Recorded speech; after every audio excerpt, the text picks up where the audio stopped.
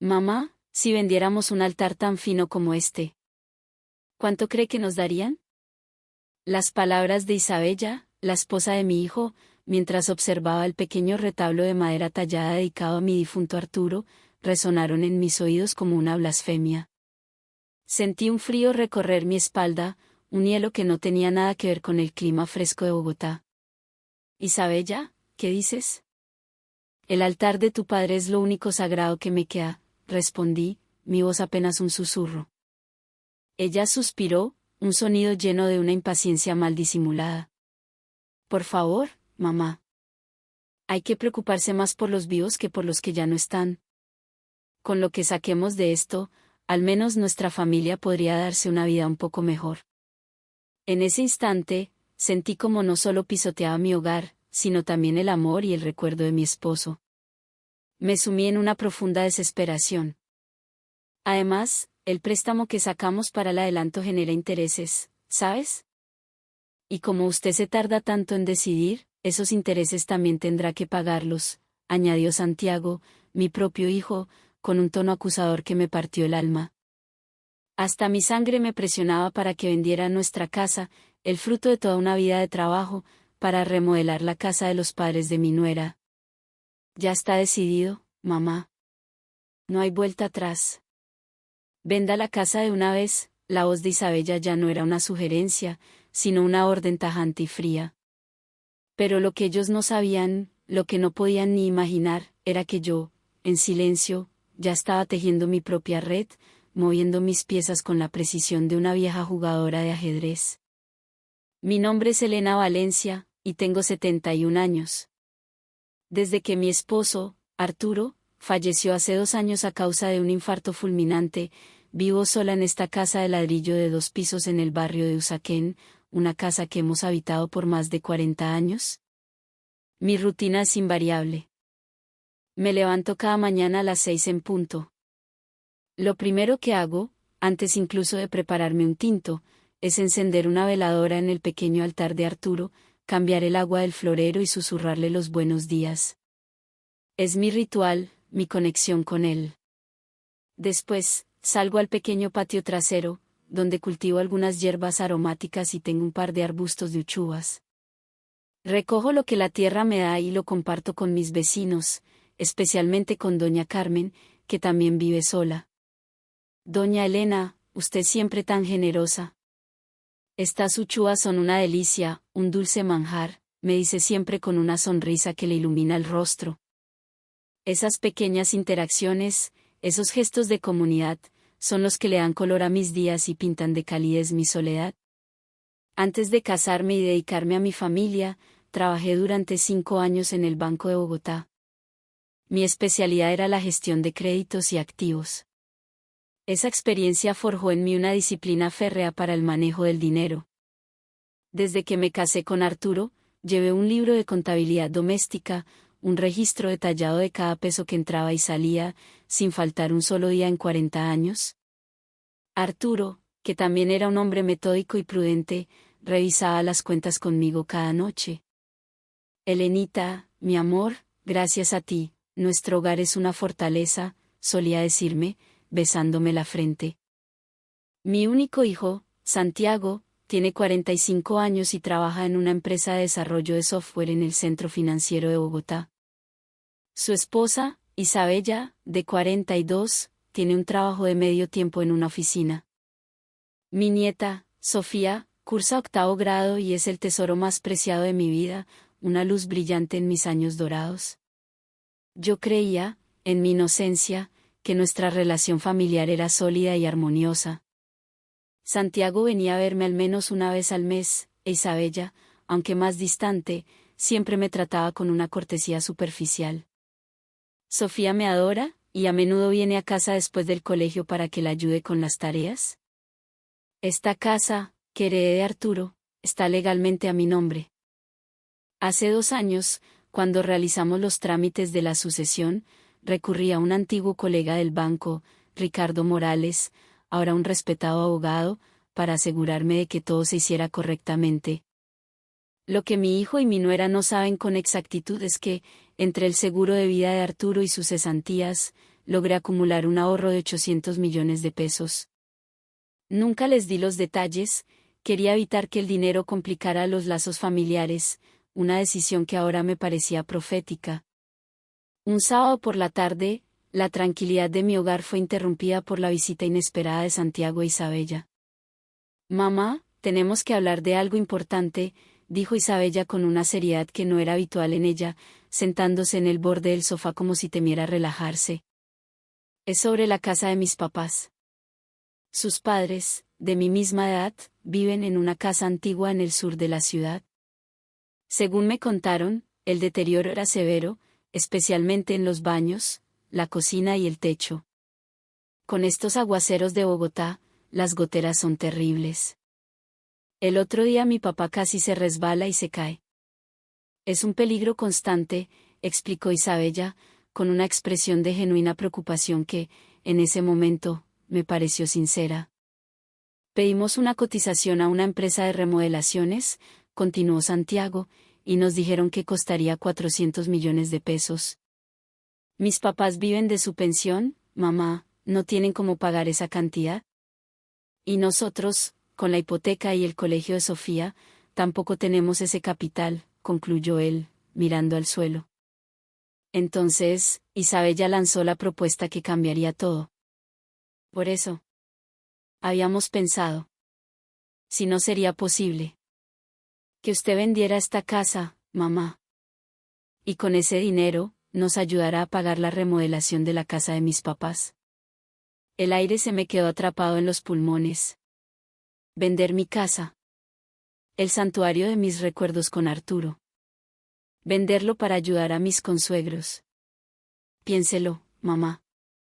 Esta casa es demasiado grande para usted sola, y mantenerla limpia debe ser agotador, argumentó Santiago, intentando suavizar el golpe. Además, la inseguridad por esta zona ha aumentado mucho. Vivir sola es un riesgo, añadió Isabella, frunciendo el ceño con fingida inquietud. Nuestra idea es que usted se mude a una residencia para mayores, un lugar tranquilo y seguro donde la cuiden bien.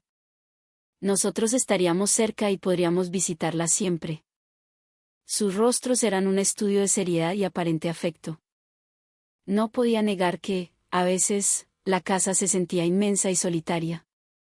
Pero cada rincón guardaba una historia, cada objeto un eco de la risa de Arturo. Incluso trajimos algunos folletos, dijo Isabella, sacando un sobre de su bolso. Encontramos un lugar donde la mensualidad es de solo 2 millones de pesos. Con su pensión, le alcanzaría perfectamente. El folleto mostraba una habitación limpia pero impersonal. 2 millones era, por supuesto, el plan más básico. Al final, somos familia, y la familia debe ayudarse, dijo Santiago con un tono sentencioso. Los padres de Isa tienen su misma edad. Merecen pasar sus últimos años en un lugar cómodo, ¿no cree? Me sentí atrapada, confundida. La idea de ayudar a la familia era un pilar de mi educación, pero... ¿a este costo? ¿Desprenderme de mi hogar, de mi historia, por una suma tan grande? Déjenme pensarlo, fue todo lo que pude articular. Claro, mamá. Pero no se demore mucho, por favor. La salud de mis papás nos preocupa de verdad, dijo Isabella, ya levantándose para irse. Esa noche, me senté frente al altar de Arturo, la luz de la veladora proyectando sombras danzantes en su fotografía. ¿Qué hago, mi amor?, le susurré al retrato. ¿Debo renunciar a nuestro hogar, a todo lo que construimos juntos? Pero en el fondo de mi corazón, una voz me decía que si era por el bien de la familia, Arturo lo entendería. Anoté cada detalle de la conversación en mi diario, una costumbre de precisión que conservaba de mis días en el banco. A partir de esa semana, la frecuencia de las visitas de Santiago e Isabella aumentó drásticamente. Empezaron a venir 2, a veces 3 veces por semana.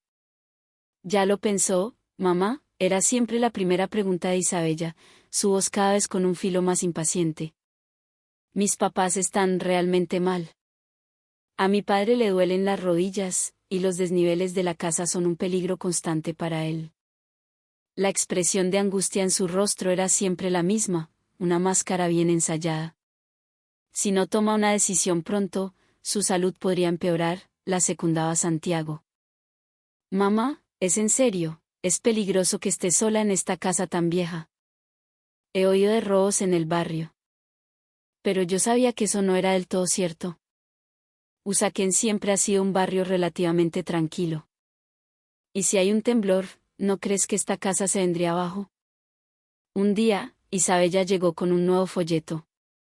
Mire, mamá. Este es aún más barato. Solo 1,5 millones al mes. Al revisarlo, vi que se trataba de una habitación compartida por 4 personas, el plan más bajo posible. Es un cuarto sencillo, sí, pero así podrá ser amigas y no se sentirá tan sola, explicó con una sonrisa que no le llegaba a los ojos. Su pensión es de unos 3 millones, ¿verdad? Si le restamos el 1,5 millones, todavía le quedan otros 1,5 millones. Con eso, podría ayudarnos a nosotros un poco cada mes, ¿no cree? Así todos salimos ganando. Sentí una punzada de incomodidad. Su plan era claro, meterme en el asilo más barato posible y quedarse con la diferencia. Mi sorpresa se convirtió en alarma cuando descubrí que Isabella, sin mi consentimiento, ya había contactado a una inmobiliaria para tasar la casa. Mamá, en un rato vienen los de la agencia a ver la casa, me anunció como si fuera lo más normal del mundo. Es bueno tener una idea del valor, para que vea que es un buen negocio. Pero... yo todavía no he decidido nada, protesté. Puede decidir después de ver la tasación, ¿no? No pierde nada, intervino Santiago, con una agresividad pasiva que me heló la sangre. La tasación arrojó un valor de 500 millones de pesos. Era menos de lo que esperaba, pero la reacción de Isabella me dejó perpleja. ¿500 millones? Pensé que valdría más. Con eso, después de pagar la remodelación, solo nos quedarían 100 millones para nosotros. Quedé muda. Ni siquiera disimulaba su codicia. Su intención era quedarse hasta con el último centavo del que consideraba el sobrante. Pocos días después, la situación dio un giro aún más oscuro. Descubrí que la obra de remodelación en casa de sus padres ya había comenzado. ¿Pero cómo que ya empezaron?, pregunté, atónita. Isabella respondió con una frialdad pasmosa. Sí. La salud de mi papá no puede esperar. Queríamos que estuviera cómodo lo antes posible. Pero yo no he aceptado vender la casa, exclamé. Tranquila, mamá. Sabíamos que al final aceptaría. Confiamos en su buen corazón, dijo, y en su mirada vi un destello gélido, calculador. El adelanto para la constructora, 50 millones de pesos, lo había conseguido Isabella a través de un préstamo de consumo con intereses altísimos. Le habían dicho a la constructora que el resto del dinero, 350 millones, se pagaría con la venta de mi casa. La obra ya está en marcha, así que ya no puede decir que no. El tono de Isabella había cambiado por completo. La amabilidad inicial se había evaporado. Mis padres son más jóvenes que usted, mamá. Tienen prioridad. Isabella, ¿cómo puedes decir algo así?, tartamudeé. No sea egoísta. Una casa tan grande es un desperdicio para una sola anciana, su verdadera naturaleza comenzaba a salir a la luz. Santiago, para mi horror, la apoyaba. Mamá, sea realista. La obra ya empezó. ¿Pretende que nosotros y los papás de Isa nos endeudemos con 400 millones? Las palabras de mi hijo fueron una puñalada. Si no quiere vender la casa, entonces sáquelo de sus ahorros. Usted también tiene parte de la responsabilidad en esto. ¿Responsabilidad? ¿Qué responsabilidad tenía yo en sus decisiones unilaterales y codiciosas? Isabella llegó al extremo de menospreciar mis recuerdos con Arturo. Esas son historias viejas que no le importan a nadie. Los ancianos deben vivir de acuerdo a sus posibilidades, me espetó. Esa frase me hirió profundamente, pero lo peor estaba por venir. Comenzó a utilizar a mi nieta, a Sofía. Sophie, mi amor, ve y dile a la abuela que por favor venda la casita. Veía la confusión y el dolor en los ojos de mi nieta, pero no se atrevía a desobedecer a su madre. Abuelita. Por favor. Vende la casa, me suplicó entre lágrimas un día, aferrándose a mí. Mami, me da miedo. Por favor, abuelita. La abracé con todas mis fuerzas, sintiendo como una rabia helada hacia Isabella crecía en mi pecho. Involucrar a una niña en un asunto tan sórdido. El futuro de Sofía también cuesta dinero, ¿sabe? No se alegrará ella de ver la casa de sus otros abuelos bonita y nueva, dijo Isabella sin el menor rastro de culpa. Sofía, atrapada en medio, comenzó a evitarme. Sentía que me habían arrebatado hasta el amor de mi nieta, y mi corazón se hundió en la más oscura de las tristezas. Y entonces ocurrió el incidente que lo rompió todo. Un día, Isabella estaba en la sala, y su mirada se posó en el altar de Arturo. Y fue cuando pronunció aquellas palabras infames: mamá, si vendiéramos un altar tan fino como este, ¿cuánto cree que nos darían? No podía creer lo que oía. Isabella. Por favor. El altar de tu padre, apenas pude decir. Hay que preocuparse más por los vivos que por los muertos, su voz era un látigo. Vender esto nos daría un respiro económico. Seguro que el abuelo desde el cielo nos diría que lo hiciéramos. El desprecio por la memoria de mi esposo, por mi dolor, fue la gota que derramó el vaso. Me sentí caer en un abismo de desesperación. Si Arturo pudiera oír esto, cuán profundo sería su pesar. La deuda del préstamo, mientras tanto, crecía. Los intereses del adelanto no paran de subir. Si no se apura, vamos a tener que pagar mucho más dinero, me gritaba Santiago.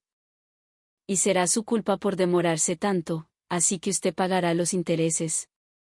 El chantaje y las amenazas se volvieron el pan de cada día. Los padres de Isabella también empezaron a llamarme, preguntando cuándo recibirían el pago. Ya no hay marcha atrás. Venda la casa de una vez por todas, me ordenó Isabella. Cada noche, lloraba frente al altar de Arturo. No podía ser.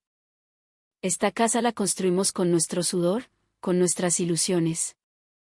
¿Y ahora tenía que venderla para la remodelación de la casa de mis consuegros? Ellos habían iniciado la obra por su cuenta, y de alguna manera, me habían convertido en la villana, en la responsable de su irresponsabilidad. Pero en medio de ese dolor, algo dentro de mí comenzó a cambiar. No era resignación. Era una determinación de acero. Esa noche, tomé la fotografía de Arturo en mis manos. Mi amor, le susurré, no me voy a rendir. Releí los últimos meses de mi diario. Las exigencias de mi hijo y mi nuera, documentadas día a día, mostraban un patrón de abuso y manipulación. El inicio de la obra sin mi permiso, sus amenazas, y la monstruosa sugerencia de vender el altar. Todo estaba allí, escrito con mi puño y letra. Era mi evidencia. Mis conocimientos de banquera resurgieron de las cenizas de mi tristeza. Legalmente, yo no tenía ninguna obligación de pagar una deuda que no había contraído. Al contrario, sus acciones de coacción y chantaje podrían ser consideradas un delito. Al día siguiente, comencé a recolectar pruebas de manera sistemática. Utilicé la grabadora de mi celular para registrar sus palabras. Aunque empezamos la obra sin su permiso, ¿sabíamos que al final pagaría? ¿Qué más iba a hacer? Logré grabar la voz petulante de Isabella. Si se niega, como su hijo, tengo derecho a vender esta casa yo mismo. La amenaza vacía de Santiago también quedó registrada. Él no tenía ningún derecho a vender una propiedad que no era suya. Y la frase más lapidaria de Isabella: si esa vieja se muriera de una vez, heredaríamos todo y sería mucho más fácil. Con un arsenal de pruebas, decidí llamar a mi antiguo colega, el abogado Ricardo Morales. Doña Elena, esto es un caso claro de abuso económico y maltrato psicológico, dijo Ricardo, indignado, después de escuchar las grabaciones. Por supuesto, usted no tiene ninguna obligación de pagar esa remodelación. La casa es suya y solo suya. Su hijo no puede venderla. Con estas pruebas, si fuera necesario, podríamos incluso presentar una denuncia penal por coacción. Las palabras de Ricardo solidificaron mi resolución. Comencé a trazar un plan, un contraataque que demolería por completo sus esperanzas. Primero, visité la residencia para mayores más exclusiva de la ciudad, en las afueras de Bogotá. La cuota de ingreso era de 100 millones de pesos, y la mensualidad, de 8 millones. Tenemos enfermeras las 24 horas, doña Elena. Y la comida es preparada por chefs de restaurantes de primer nivel, me explicó el director. El lugar contaba con piscina climatizada, gimnasio, biblioteca y jardines exuberantes. Cada residente tenía una suite privada, y lo más importante, un espacio diseñado especialmente para colocar objetos personales de valor sentimental. ¿Le gustaría ver la habitación? Tiene un nicho perfecto para un pequeño altar. Es maravilloso, respondí sin dudar. Me gustaría mudarme lo antes posible. Pagué la cuota de ingreso de 100 millones de pesos en efectivo, de contado. Todo, por supuesto, en el más absoluto secreto. Luego, contacté a una inmobiliaria diferente, una de alto perfil. La tasación fue de 800 millones de pesos, 300 millones más que la primera. Valoraron correctamente la ubicación privilegiada y el potencial del terreno. Si no tiene prisa, podemos conseguir el precio justo, me aseguró el agente. Cerré el trato con un comprador que pagaría en efectivo. Como último paso, transferí mis ahorros y el dinero de la venta de la casa, un total de 1.600 millones de pesos, a una fiducia en un banco. De esta manera, mi hijo y su esposa no tendrían absolutamente ningún acceso a mi patrimonio. Todos los preparativos estaban listos. Solo tenía que esperar el momento perfecto para actuar. Y el destino me lo sirvió en bandeja. Supe que Santiago e Isabella irían un sábado a la casa de los padres de ella para supervisar la obra. Ese era mi día de... Tan pronto como salieron, terminé de empacar. Solo lo esencial, ropa, algunos libros, mis álbumes de fotos y, por supuesto, el retrato de Arturo y su altar. Despedirme de la casa de 40 años fue agridulce. Mi amor, nos vamos a un nuevo hogar. Un lugar donde por fin tendremos paz. Sé que estarías feliz. El auto de la residencia llegó puntualmente. Señora Valencia, bienvenida. La estábamos esperando. Sentí una oleada de emoción y esperanza. Antes de cerrar la puerta por última vez, dejé una carta sobre la mesa del comedor. Santiago e Isabella. He decidido mudarme a una residencia para mayores. Por lo tanto, esta casa ya ha sido vendida. No tengo ninguna obligación de pagar deudas que no he contraído. Cualquier comunicación futura deberá hacerse a través de mi abogado, el doctor Ricardo Morales. Atentamente. Elena Valencia. Junto a la nota, dejé la tarjeta de presentación de Ricardo. Al llegar a la residencia, el personal me recibió con una calidez que me conmovió. Doña Elena, qué alegría tenerla con nosotros. Esta es su suite. La habitación era espaciosa y luminosa, con un pequeño balcón con vistas a los jardines. En el nicho de la pared, ya habían colocado cuidadosamente el altar de Arturo. Arturo, mi amor. Es un lugar maravilloso. Es como vivir en un hotel de 5 estrellas. Por primera vez en meses, sentí una paz profunda. Era el comienzo de mi nueva vida. Santiago e Isabella regresaron al anochecer. Me los imagino abriendo la puerta, cansados, y encontrando la casa extrañamente vacía. La primera señal de que algo andaba mal sería el letrero de «vendido» de la nueva inmobiliaria, clavado en el jardín delantero. ¿Qué es esto? ¿Vendido? Escucho la voz de Santiago en mi mente, llena de pánico. No puede ser. ¿Y la remodelación? La deuda de 400 millones. ¿Qué vamos a hacer? Imagino sus rostros descompuestos mientras leen mi carta, la desesperación apoderándose de ellos. Mientras visualizaba la escena, sentada en el elegante salón de la residencia, saboreando un té de hierbabuena, mi teléfono sonó. Era Santiago, su voz era un torbellino de pánico y furia. ¿Mamá? ¿Qué significa todo esto? Santiago, respondí con una calma que lo desarmó, he decidido tomar las riendas de mi vida y mudarme a un lugar donde pueda estar tranquila. ¿Y la deuda de 400 millones? ¿Qué hacemos con eso? Eso, querido hijo, fue una decisión que ustedes tomaron solos. No tengo ninguna obligación de pagarla. ¿Mamá? ¿Nos va a abandonar? Somos su familia, gritó Isabella, a quien podía oír de fondo. Familia, repetí lentamente. Ustedes, que no mostraron el más mínimo respeto por mí ni por la memoria de su padre, ¿ahora hablan de familia? Es un poco tarde para eso, ¿no creen? ¿Y tus padres, Isabella? ¿Acaso no se les ocurrió que era extraño y abusivo remodelar su casa con el dinero de la venta de la mía?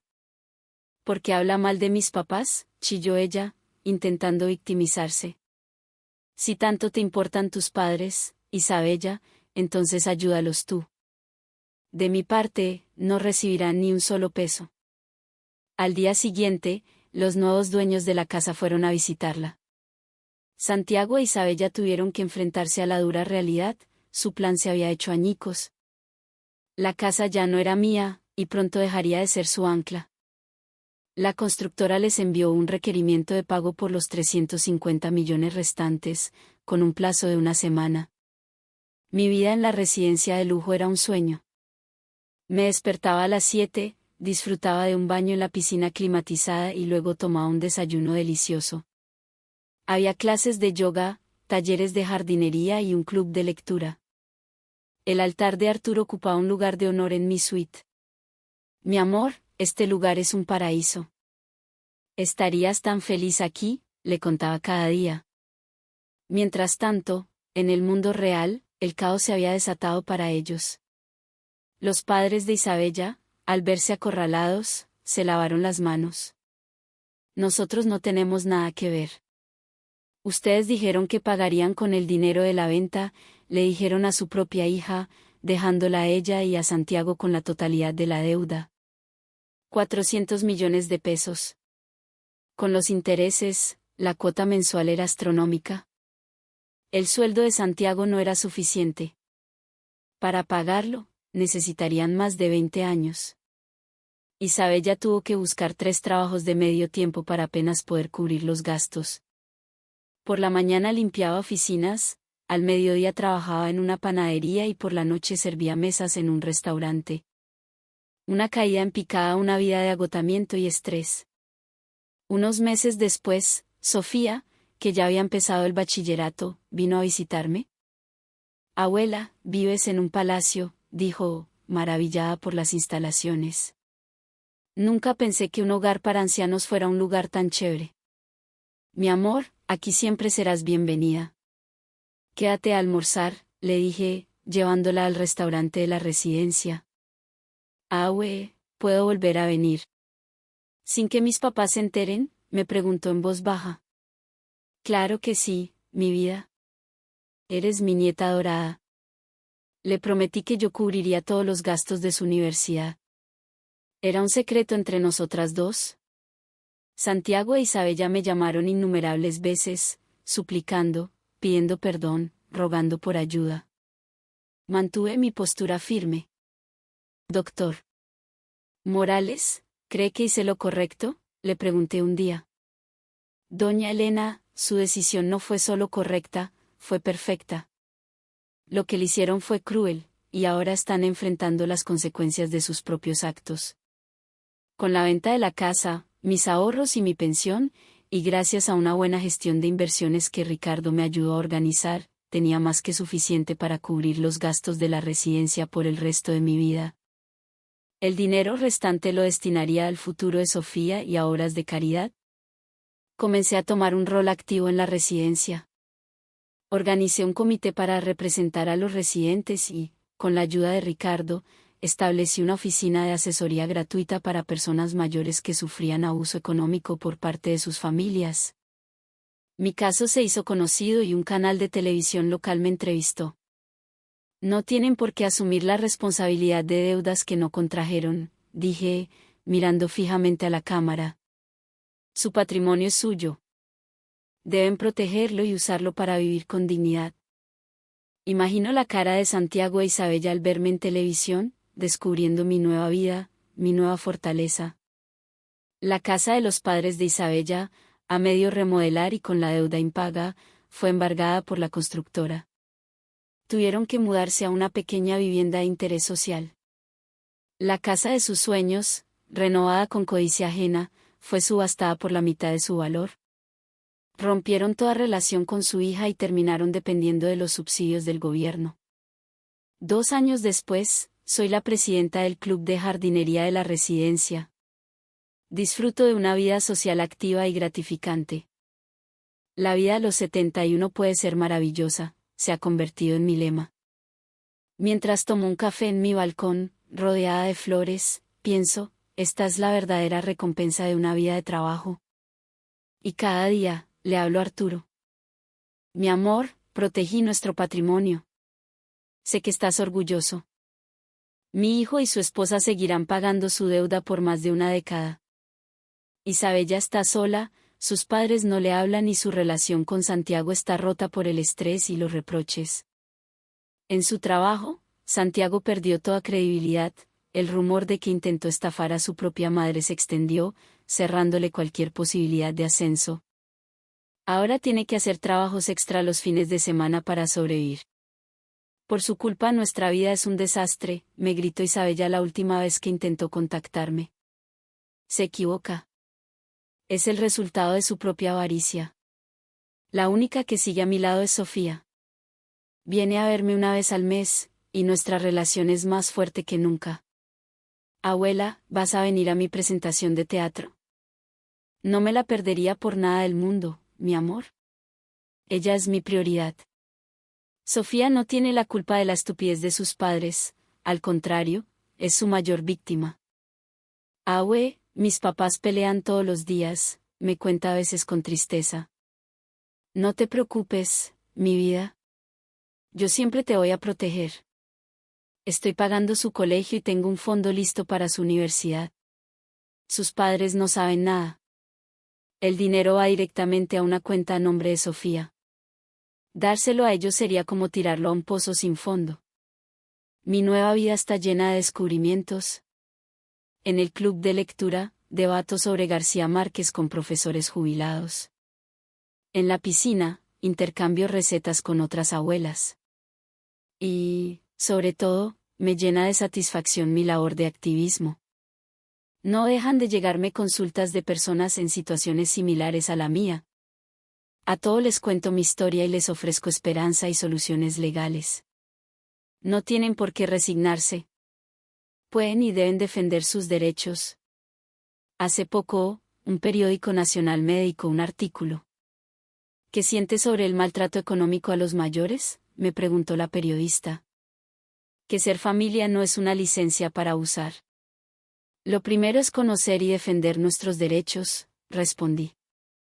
El artículo tuvo un gran impacto. Recibo cartas de agradecimiento de todo el país. A veces, me llegan noticias de mi hijo. El pago de la deuda es una soga al cuello. Isabella enfermó por el estrés y tuvo que dejar uno de sus 3 trabajos.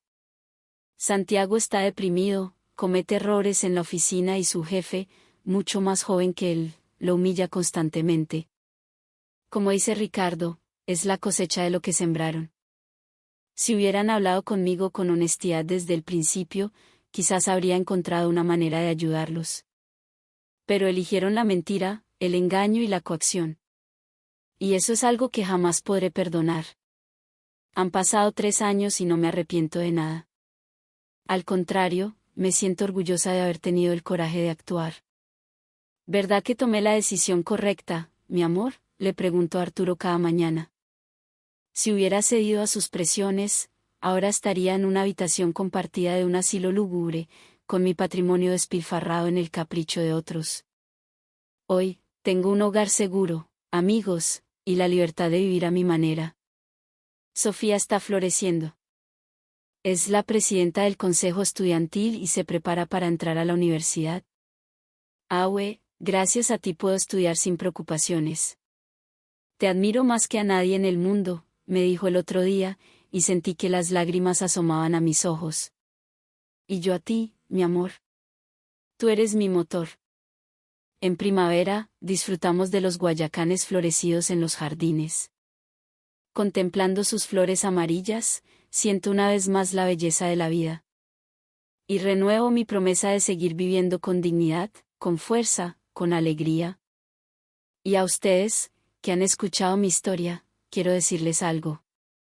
La edad no es sinónimo de debilidad. Si reciben un trato injusto, tengan el valor de levantarse. Ser familia no significa que deban soportarlo todo. Defiendan sus derechos, protejan lo que es suyo. Y recuerden siempre, la vida puede empezar de nuevo en cualquier momento. Yo empecé la mía a los 71 años. A ustedes también.